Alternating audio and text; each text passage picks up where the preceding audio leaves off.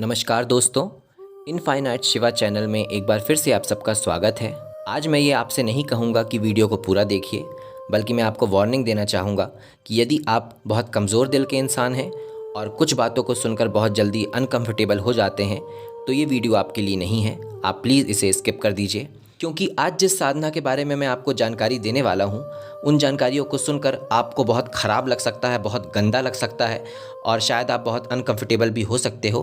इसलिए आप वीडियो को छोड़ सकते हैं और यदि देखना चाहते हैं तो फिर आप इसे अपने रिस्क पर ही देखिएगा। साथ ही वे लोग जो सात्विक और अच्छी साधनाओं को करते हैं, ये वीडियो उनके लिए भी नहीं है। ये वीडियो मैंने उन लोगों के लिए बनाया हूँ जिनको तामसिक साधना करने का मन करता है और वो तामसिक साधनाओं को करके बहुत जल्दी से जल्दी बहुत सिद्धि हासिल करना चाहते हैं।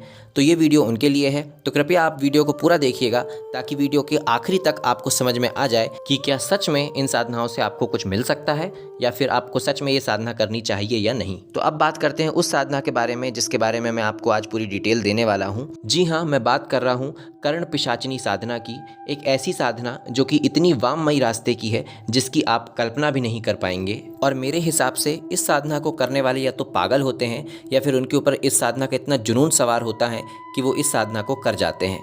क्योंकि एक साधारण और अच्छा इंसान ऐसी साधनाओं को करना तो दूर, इसके बारे में सोच भी नहीं पाएगा। क्योंकि इस साधना को करने का जो तरीका है और करने की जो विधि है वो इतनी ज़्यादा क्रीपी और गंदी है जिसकी आप कल्पना भी नहीं कर पाएंगे। तो पहले मैं आपको इस साधना के फ़ायदे बता देता हूँ कि लोग किस वजह से इस साधनाओं को करते हैं। तो कर्ण पिशाचिनी साधना का सबसे बड़ा फ़ायदा यही होता है कि जिस साधक को वो सिद्ध हो जाती है, वो उसके कान में आकर सामने वाले इंसान के बारे में सारी जानकारी बता देती है और केवल पास्ट की ही जानकारी वो बताती है। बहुत ही कम ऐसी पिशाचनियाँ होती हैं जो भविष्य भी बता सके, परंतु अधिकतर कर्ण पिशाचनी केवल सामने वाले के भूतकाल को ही साधक के कान में आकर बता देती है। और आपको जानकर ये शॉक्ड होगा कि ऐसे बहुत सारे साधक आज हैं और ऐसे बहुत सारे जाने माने लोग हैं जिनको शायद हम जानते भी हैं। उन्होंने कर्ण पिशाचनियाँ सिद्ध करके रखी है और इसी साधना के बदौलत वो सामने वाले इंसान का पास्ट बता देते हैं, जिस वजह से सामने वाला उनसे इम्प्रेस हो जाता है और अपनी बहुत सारी धन संपदा उन पर लौटाने को तैयार हो जाता है। और अधिकतर लोग इसी प्रकार की प्रसिद्धि को प्राप्त करने के लिए और इसी तरीके से धन दौलत प्राप्त करने के लिए इन साधनाओं को करते हैं। और दूसरा बड़ा कारण ये भी है कि ये साधना बहुत जल्दी सिद्ध हो जाती है, केवल 3 दिनों में ही सिद्ध हो जाती है और इसी वजह से लोग इस साधना को करने के लिए इतना इसकी तरफ अट्रैक्ट होते हैं। लेकिन इन 3 दिनों के पहले जो 10 दिनों की तैयारी होती है और 3 दिन के पश्चात जो 10 दिन होते हैं, उसमें क्या करना होता है अब वो मैं आपको बताने वाला हूँ। तो इस साधना को करने के 10 दिन पहले से ही इसकी तैयारियाँ शुरू हो जाती है। साधक अपने आप को एक कमरे में बंद कर लेता है और ना तो वो किसी से मिलता है और ना ही बात करता है और पूरे 10 दिनों तक ना तो वो नहाता है और ना ही अपने दांत साफ़ करता है और अपने शरीर की जितनी भी गंदगियाँ जो हमें साफ़ करनी होती है उनको साफ़ नहीं कर सकता है। तो कुल मिलाकर वो अपने आप को जितना गंदा रख सकता है वो रखने की कोशिश करता है। साथ ही अपने मल और मूत्र का त्याग भी उसको उसी कमरे में करना पड़ता है और पूरे 10 दिन तक वो कोई भी अनाज खाने के रूप में ग्रहण नहीं कर सकता।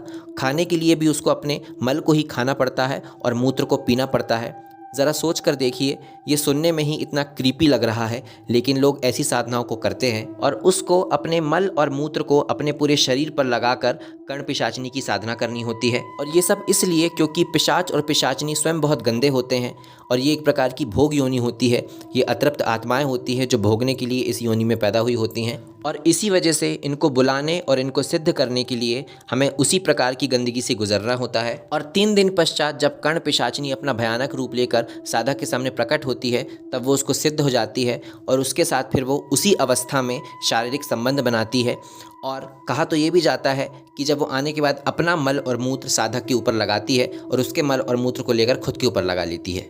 तो ज़रा सोचिए ये क्या है और ये किस प्रकार की साधनाएं हैं और लोग आजकल इन साधनाओं के प्रति इतना ज़्यादा अट्रैक्ट हो रहे हैं, अच्छी साधनाओं को छोड़कर ऐसे रास्तों को अपना रहे हैं सिर्फ़ और सिर्फ इसलिए क्योंकि साधकों को ये साधनाएं बहुत जल्दी सिद्ध हो जाती हैं और इससे बहुत जल्दी प्रसिद्धि और पैसा प्राप्त होने लग जाता है। परंतु आप याद रखिएगा, ये सब आपको बहुत जल्दी मिल तो जाएगा, परंतु आप हमेशा के लिए मोक्ष के रास्ते से अलग हो जाएंगे और साथ ही भगवान से बहुत दूर चले जाएंगे। कुछ गलतियाँ ऐसी होती है जिनको बाद में सुधारना बहुत मुश्किल हो जाता है और कर्ण पिशाचिनी की साधना उन्हीं गलतियों में से एक है। यदि आपने कर्ण पिशाचिनी को सिद्ध किया है तो फिर वो उम्र भर आपके साथ रहेगी और उसको जब आना होगा वो तब आकर आपके साथ शारीरिक संबंध बनाएगी और आपको उसको संतुष्ट करना ही होगा। और ये सब मैं इतने दावे के साथ सिर्फ इसलिए बोल रहा हूँ क्योंकि ये मेरे स्वयं के सामने, आंखों के सामने घटी हुई घटना है। जब मेरे मित्र ने कर्ण पिशाचिनी सिद्ध की थी और आज वो इस दुनिया में नहीं है। उसके पास सब कुछ आ चुका था परंतु वो खुश नहीं था, क्योंकि आप किसी भी कर्ण पिशाचिनी को संभोग करके कभी संतुष्ट नहीं कर सकते। एक इंसान में इतनी काबिलियत होती ही नहीं है कि वो एक कर्ण पिशाचिनी को संभोग के ज़रिए संतुष्ट कर सके, परंतु वो आकर अपनी इच्छा ज़रूर पूरी करती है। और एक समय के पश्चात यही कारण था कि मेरा मित्र इतना परेशान हो चुका था कि ही इज़ कमिटेड सुसाइड। और सुसाइड कमिट करने के बाद जब उसकी मिट्टी थी तब उसकी लाश में आग तक नहीं लग पा रही थी। ये स्थिति थी, क्योंकि कर्ण पिशाचिनी मरने के बाद भी पीछा नहीं छोड़ती। यदि आपने उसको सिद्ध किया है तो आपको अपने जीते जी उसको किसी और को देना होगा। यदि आप नहीं देते हैं और आप मर जाते हैं तो वो आपको एक शरीर से दूसरे शरीर में प्रवेश नहीं करने देती, अर्थात आपका कोई दूसरा जन्म होने नहीं देती और आप उसी प्रेत योनि में फिर भटकते रह जाते हैं। और देने का मतलब ऐसा नहीं कि आप किसी को ऐसे ही दे देंगे। कोई इंसान यदि पूरी मर्जी से, पूरे रीति रिवाज और विधि विधान से जब इसको सिद्ध करेगा तभी आप उसको दे सकते हैं, वरना आप नहीं दे पाएंगे। बहुत सारे यूट्यूब चैनल इस प्रकार की साधनाओं को करने के बारे में बता रहे हैं, परंतु कोई भी ये नहीं बता रहा कि इस साधनाओं को करने के पश्चात आपको क्या दुष्परिणाम झेलने पड़ सकते हैं। केवल कुछ पैसों के चक्कर में लोग दूसरों के जीवन के साथ खेलने को तैयार हैं। मैंने जितने भी तामसिक साधनाओं पर वीडियो बनाए हैं या फिर वाम मार्गी साधनाओं पर वीडियो बनाए हैं, वो केवल इसलिए बनाए हैं ताकि कोई भी इंसान यदि ऐसी साधनाओं को करने के बारे में सोच रहा है तो वो रुक जाए। और मेरे वीडियो को देखकर यदि कोई भी ऐसी साधना करने से रुक जाता है तो मेरा ये वीडियो बनाना सफल हो जाएगा। याद रखिएगा, ये केवल कुछ समय का आपको फ़ायदा देकर आपका पूरा जीवन आपसे छीन लेती हैं, इसलिए कभी ऐसी साधनाओं को करने के बारे में सोचिएगा भी मत।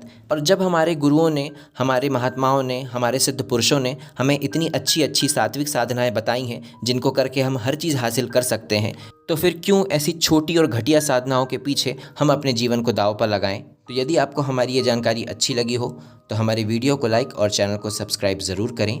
नमः शिवाय।